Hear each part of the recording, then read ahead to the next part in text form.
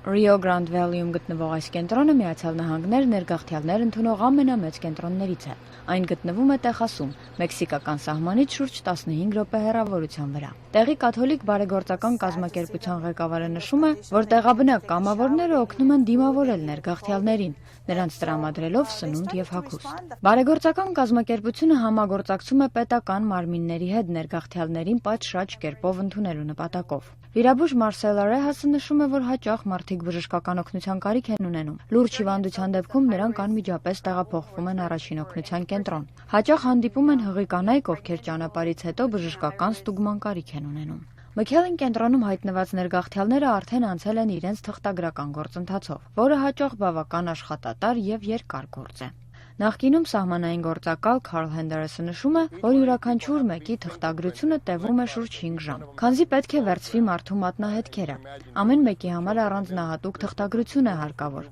չափահասների համար մեկ, անչափահասների համար ուրիշ։ Հանդիպում են նաև բազմաթիվ զեղծարարներ։ Ճանապարհին հանդիպելով մարդիկ պայմանավորվում են, որ իրենք մի ընտանիքի անդամներ են, ինչը հաճախ կեղծ է։ Հաճախ Մեքսիկայից Միացյալ Նահանգներ մուտք գործելու համար մարդիկ վարձում են այսպես կոչված ուղևորների, ինչը կարող է վտանգի տակ դնել նրանց կյանքը։ Հաճախ ճանապարհին մարդիկ դառնում են բռնությունների զոհ։ Այդուհանդերձ Միացյալ Նահանգներ ներգաղթողների թիվը գնալով աճում է։